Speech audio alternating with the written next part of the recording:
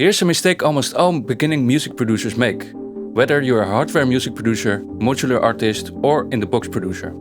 This mistake will totally ruin the low end of your tracks. I'm not gonna turn this into a 10-minute long video, only to tell you the answer at the end. It's actually pretty simple. The mistake is not tuning your kick drums. That's right, even though a kick doesn't have a stable pitch like a piano, it's actually a pitch drop, decaying in frequency over time. But that doesn't mean there's no perceived pitch at all. Let me show you how to easily tune your kick drums to stop them from interfering with your bass lines and to clean up that low-end mess. Alright, so you can do this in any DAW, but I'm in Ableton right now. And I've got a kick right here. And it clearly has a tone to it. But it's not enough for Ableton's tuner. This is made for guitars, bass guitars and stuff like that, but not for kick drums or any other drums, because it's so short, it's really difficult to track the right pitch. And also a kick drum is never one pitch exactly, because it usually dives down from a high pitch to a low pitch. So we need to find an average, and the best way to do this is to create a new track. And I'm just gonna add operator, add a new MIDI clip, and add 4 notes at the same time as the kick. Make them a little bit longer and lower the octave.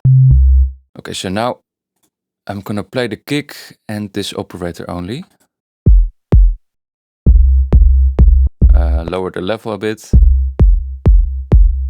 Now what I want to do is I want to use the arrow keys on my keyboard to lower or raise the note until it matches up with the kick as close as it can be.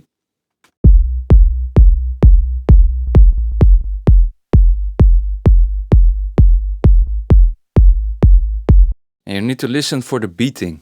So let me give one example of that real quick. If I play a note in operator and I play a second note really close to it, so a semitone up, so from A to B flat, you will notice this beating sound. It's like a rhythm. These notes are so close together that the sound starts to interfere with each other. Now it speeds up. And it's even faster. So we want to get the notes, so the operator and the kick, as close as possible, so we don't hear any beating. So let's try that. Still a little bit left.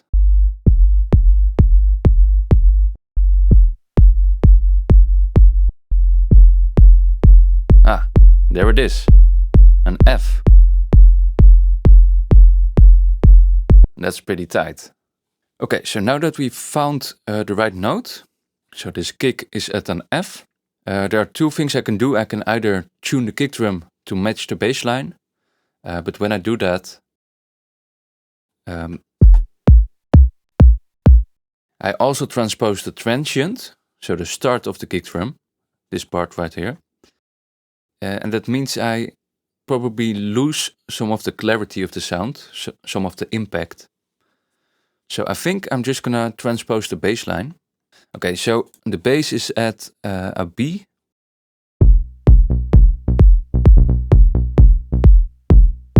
And now actually I want to do the same thing. Create a new clip with a note on every quarter note.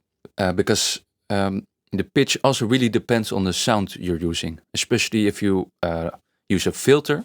For example, I'm using Diva right here. And if you really close down the filter or use a really short decay, that can also alter the perception of pitch.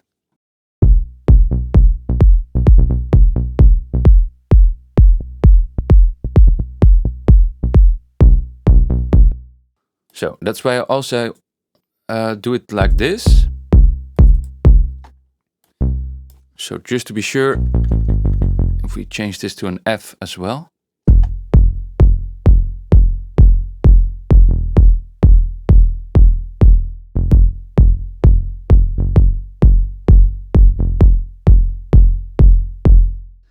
think we might need to fine tune it a little bit more. Maybe it's just in between the notes. So that's something I can do with the kick. There's like a fine tune control right here. Let's see if we can get it a little bit closer.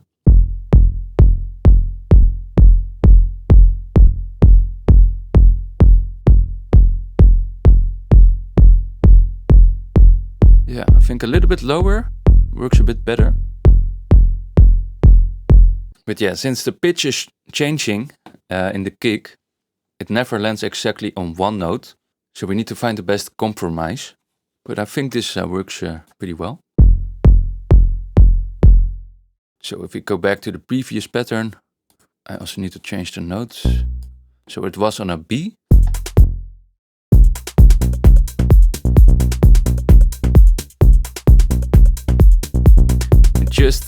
It sounds off. If I move the notes, now it's tight, it's punchy.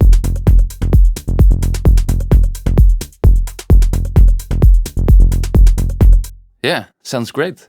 So that's something you can't fix in the mix.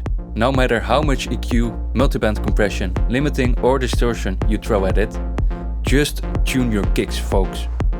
And your tracks will sound a whole lot better. That's it.